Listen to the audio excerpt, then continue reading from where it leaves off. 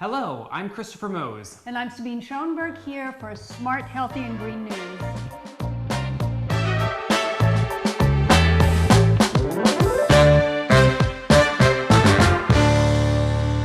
First off today, we wanted to take a look at energy efficiency, particularly an article that we recently posted on the website around windows and our experience here at the Greenwich House. So how do windows impact energy efficiency? It's a big, important part of the exterior envelope of every house. The more windows you have, the more impact you have, obviously. And there are three very, very important things to really pay close attention to when you go to the showroom and you start comparing brands. So first off is around the hinges, and particularly here at the Greenwich House, we have a multi-point locking system. Yes, so we have not only just a connecting point where the handles are, but up and down the entire length of our French doors, for example, from the floor all the way to the ceiling. That ensures a snug, and very tight fit. Very important. Another thing that went into the Greenwich House is a special UV coating for heat gain, right? Against heat gain. Okay.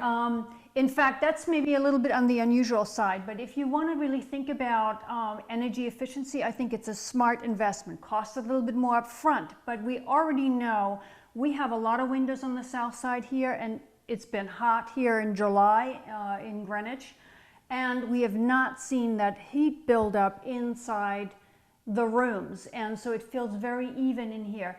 It's technically known as heat gain inside a house. If you don't have it, you don't have to overcompensate with more conditioning. So that's how you get the payback built in. So you can really save money in the long run by not having to run the air conditioner as often. And that's a very green thing to boot. So the other thing is there's a difference between the number of panes used. We're familiar with double pane, but there's also triple pane. How does that play into the entire equation? Well, double pane is of course today's standard. Nobody does single pane anymore.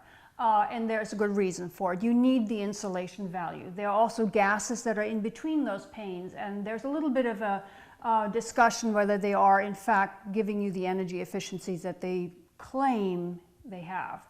But nonetheless, there's also triple pane windows, and that's really something you install when you want either a passive house, we've talked about that, or you have noise conditions outside to cut the acoustics down. That would be a good case for triple pane, but it is more pricey. It's a little unusual.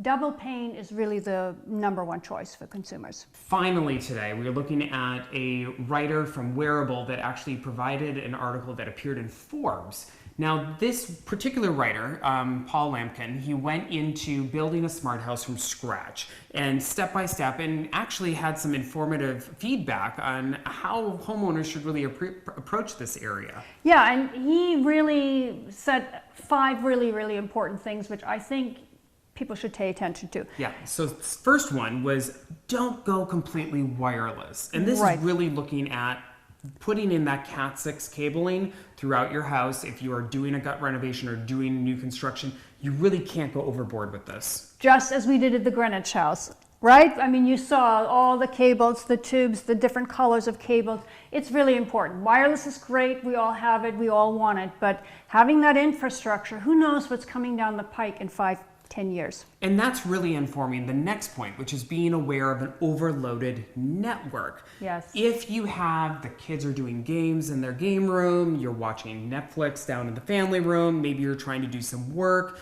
downloading, uploading files, it can really overload your wireless network very, very quickly. Yeah, so you want to think ahead. Can I add to what I already have? How complicated is it?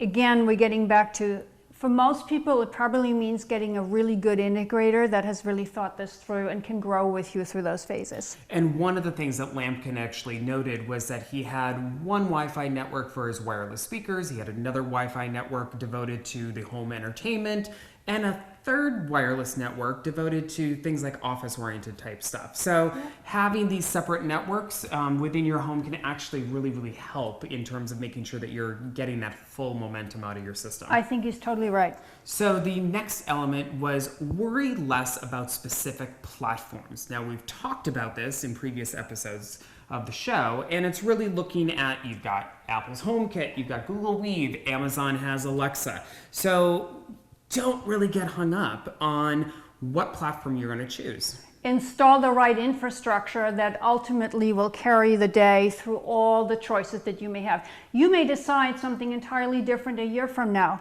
So you want to give yourself the flexibility so that you can make those adjustments. And we're already seeing manufacturers are accommodating a myriad of different platforms. So that's probably where it's all going to go eventually anyway. We've got to go universal. I mean, really, consumers demand it. It's part of integrating home tech into your lifestyle and making it work for you. So fourth, start with the essentials, those non-sexy things like lighting, heating, security.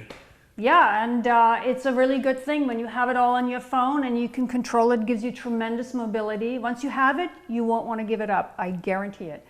And then finally, avoid the gimmicks. Yes, so as we did here, right? Exactly. So the smart refrigerators that you have to scan products in and out of, is that really necessary? Another example that Lampkin noted was a coffee machine that turns on automatically in the morning when your Fitbit decides that you've woken up. So really think about what's going to be meaningful to, what is it? Improve your home? Improve your life. Your mantra. Definitely. I mean, there's going to be so much stuff and so much gimmickry out there. And if it's not really bulletproof, it's just one of those little toy factors, is it going to really last? And really, don't clog yourself with all of this stuff. Select the aspects of home tech that really work. And I would say you're absolutely right. It is the not so sexy stuff, the security system, the temperature control, the lighting, so that you can play and know when you step out of here, you have flexibility, it goes with you. It makes maintenance so much easier. And I think that's part of lifestyle today. Thanks for watching. Be sure to subscribe to our YouTube channel and check out our recent project, The Greenwich House. You can find more information on what we talked about today at sabinesnewhouse.com.